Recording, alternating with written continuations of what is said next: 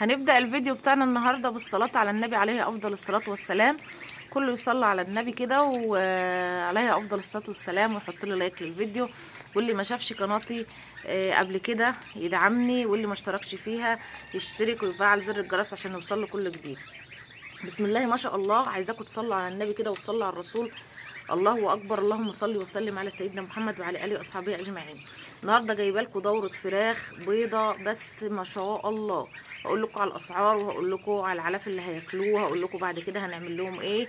بس عايزه اوريكم الفراخ ديت. الله اكبر عليها، الله اكبر عليها. بسم الله ما شاء الله. فراخ ممتازه ممتازه فوق الممتازه. دي دوره فراخ انا لسه جايباها امبارح، يعني ما امبارح العصر، ما عداش عليها كام ساعه. فراخ بصوا، من النوع النظيف، النوع الكب النظيف اللي جميل جدا جدا جدا. هقول لكم انا جايباهم على سعر كام. الفراخ ديت عمرها 10 ايام، عمرها 10 ايام. شايفين الحجم بتاعها بسم الله ما شاء الله. عايزه اقول لك على مواصفات الفرخ اللي انت تشتريه وتلاقيه حلو جدا ويمشي معاكي ويبقى ممتاز معاكي.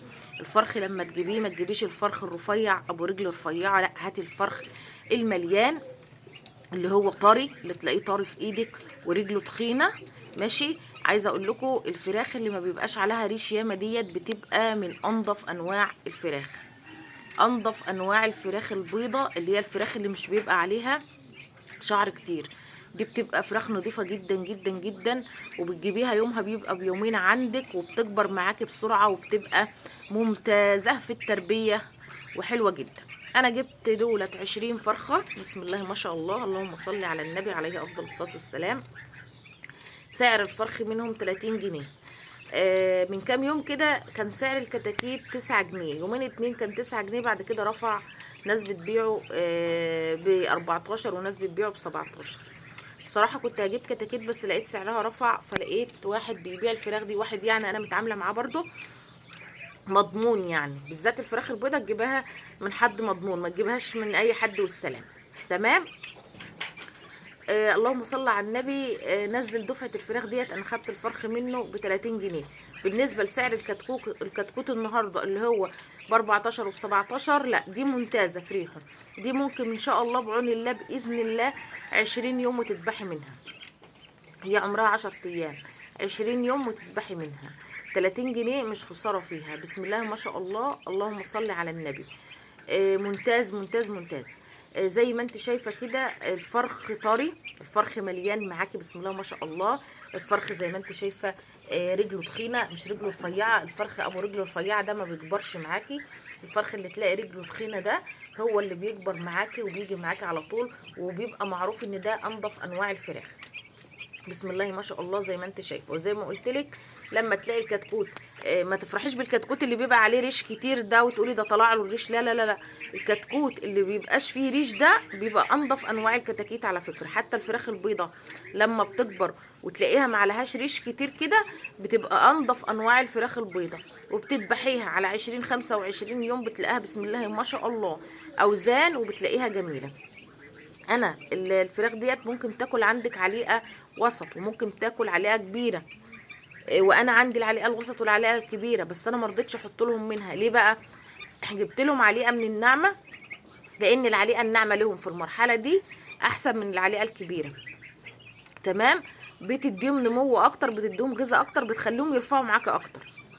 يعني انت لو عندك عليقه وسط او عليقه كبيره وحطت لهم واكلوها، ما تقوليش خلاص بقى هم اكلوها اهوت انا هحط لهم منها والكلام ده. لا انا عندي والله وجربت حطت لهم شويه وفعلا اكلوها. بس ما رضيتش ان انا احط لهم منها او اكمل لهم الدوره على طول كده من اول ما جبتهم منها. جبت لهم ب100 او 150 جنيه عليقه ناعمه ياكلوها الاول ويخلصوها. هياكلوا فيها قولي اسبوع، اكتر من اسبوع اقل من اسبوع زي ما ياكلوها، بس لازم ياكلوها في الاول عشان هي بيبقى عليها ادويه وبيبقى عليها حاجات للكتكوت محطوطه مخصوص للكتكوت، فبترفع معاكي الكتكوت، بتزوده، بتخليه معاكي كويس، بتسمنه معاكي بسرعه، بتخليه يمشي معاكي بسرعه والكلام ده. عشان كده لازم تجيبي لهم الاول كده من العليقه الناعمه دي يخلصوها، يخلصوا الكميه اللي انت جايباها في اسبوع او في 10 ايام.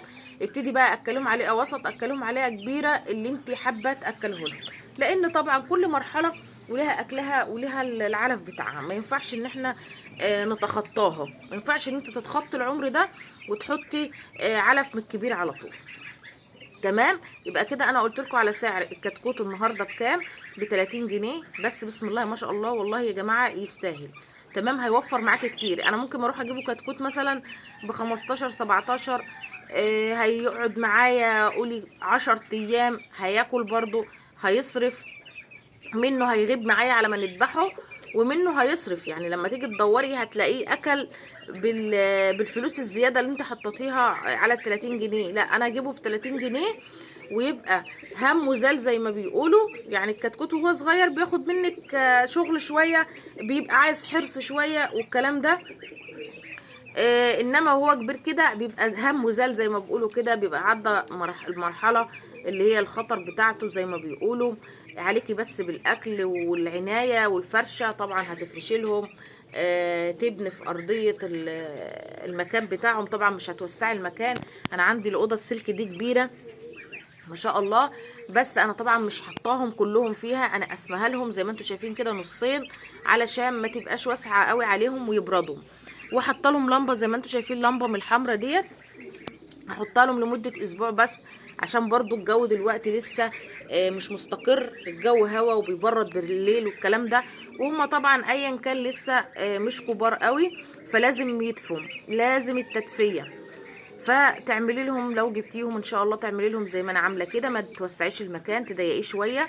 10 ايام كده ابتدي وسعي لهم المكان زي ما انت عايزه. هتبتدي تشيلي اللمبه دي، مش هتقيديها خالص بالنهار، هتقيديها بالليل بس. وهحط لهم لمبه بيضه. طبعا انا هتابع معاكم وهصور معاكم وهنزل لكم كل اسبوع المراحل بتاعته، وصل لغايه فين، غيرنا العلف، الكتكوت عمر اسبوعين بقى شكله ايه، بقى وزنه قد ايه. كل حاجه هتابعها معاكم اسبوع باسبوع، هعمل لكم فيديو عنهم لحد ما يندبحوا ان شاء الله. طبعا انا عايزه اقول لكم ان انا جبت لهم محلول جفاف. اول لما جبت لهم الكيس المحلول الجفاف ده. المحلول الجفاف ده انت بتجيبيه من اي صيدليه بشريه، اي صيدليه بشريه بتبيعه. اول لما تجيبي الفراخ البيضه، فراخ بلدي، وز، بط صغنن، اي حاجه، استقبلي على محلول الجفاف ده، حلو جدا جدا جدا. هتجيبي منه كيس او كيسين حسب حجم السقايه اللي عندك. السقايه بتاعتي دي بتاخد اكتر من 2 لتر، بتاخد يجي 3 لتر. انا حطيت كيسين فيها من محلول الجفاف ده، استقبلتهم عليه. لو انت مثلا هتحطي في واحده 2 لتر او لتر من الصغيره دي، ممكن تحطي كيس، مفيش مشكله. حلو جدا، بيغذي الفرخ، بيغذي الكتكوت. على فكره انا بحط عندي له الطيور الكبيره والطيور الصغيره، انا بجيبه على طول بالعلبه كده من الصيدليه وبخليه عندي على طول. بحط منه للطيور، بيعوض الطيور عن اي غذاء هو فقده، اسهال، اي حاجه بيعوض عنها الطيره، بيديها كاملاح وبيديها كحاجات كويسه. تمام. احنا مش عايزين نوصل الفرخ ان هو يجيله برد، مش عايزين نوصله ان هو يجيله اسهال، مش عايزينه ينضر معانا في اي حاجه. طب هنعمل ايه؟ هنهتم باكله وبنظافته وبميته، وهو ان شاء الله مش هيحصل له اي حاجه. عندك دايما خلي الفرشه بتاعته نظيفه، اكنسي دايما تحته، خلي الفرشه نظيفه، ما تخليش الفرشه مبلوله، عشان ما لا قدر الله، الله اكبر، الشر بره وبعيد، ما يجلوش كساح، ما يجلوش اسهال، ما يجلوش اي كلام من ده. خلي الفرشه تحته ناشفه ونظيفه دايما، اكنسيها وفرشيها على طول. اهتم بالاكل دايما، مش عايزاكي تحطي الاكل قدامه ليل ونهار، حطي الصبح وحطي بعد العصر. ليه؟ عشان الاكل طول ما هو قدام الفرخه على طول، الفرخ بيقرف منه دايما كده، بيبقى قدامه بيروح يوجع عليه، مش بياكل كده وبيشبع. انما لما تحط له الصبح ياكل، وتسيبيه لحد العصر كده يجوع شويه، وبتيجي تحطي له طاقه تانية العصر يسهر عليها. بالليل هتلاقي الفراخ كده هجمت كده على الاكل، وابتدت ان هي تاكل وتملى الحصلة بتاعتها كده، وهتلاقيها بيبان عليها الكبر، وهتلاقيها معاكي مشت معاكي وبقت 10 على 10. اهتمي بالميه بتاعت الطيور، خليها دايما نظيفه. طبعا انا قلت لكم ان انا استقبلت على محلول الجفاف ده. بعد كده هنحط حاجات طبيعيه من عندنا من البيت. كل ما هصور لكم كل اسبوع هقول لكم هنحط ايه. هنحط زي العسل الاسمر، هنحط زي البصل، زي الثوم، زي الكركم، زي الخميره الفوريه. حاجات كتير كتير عندنا بتغذي الفراخ، بتسمن الفراخ، بتوصلهم لاوزان جميله، بتحميهم من البرد، بتحميهم من الاسهال، بتحميهم من الكساح، بتحميهم من اي ميكروب داخل بطنهم ممكن يوقفهم عن النمو والكلام ده، بتحميهم من اي حاجه. هتابع معاكم ان شاء الله اسبوع واسبوع. تابعوني انتوا بس اللي عايزه تربي دوره فراخ. اليومين دول الجو حلو جدا جدا، ولا هو برد جامد ولا هو حر جامد. احلى وقت لتربيه الفراخ البيضه. زي ما انتوا عارفين ان الفراخ البيضه لا بتحب الحر الجامد ولا بتحب البرد الجامد. عشان كده الوقت ده ممتاز لتربية الفراخ البيضاء. هاتلك شوية ايا كان هم كتاكيت او عمر اسبوع او عمر 10 ايام، وتابعي الفيديوهات بتاعتي خطوة بخطوة. هتوصلي الفراخ ديت في اقل وقت ممكن ل 3 كيلو و4 كيلو لو حابة. وان شاء الله هقدم لكم كل جديد، وان شاء الله تستنوني وهقول لكم على كل الخطوات وكل الوصفات اللي تخلي فراخك تكبر معاكي والدورة تخلص معاكي في اقل وقت ممكن. 20 يوم وتذبحي، 25 يوم وتذبحي. وان شاء الله تستفادي من الفيديوهات بتاعتي بقدر الامكان ان شاء الله. ما يتعبش عندك الكتكوت ان شاء الله، يمشي معاكي ويبقى يوم وبيومين. تابعيني وهتوصلي لكل جديد، وهتوصلي الفراخ لاحلى مرحله عندك. واستنيني في فيديوهات جايه كتير والمهم والمفيد عن الطيور.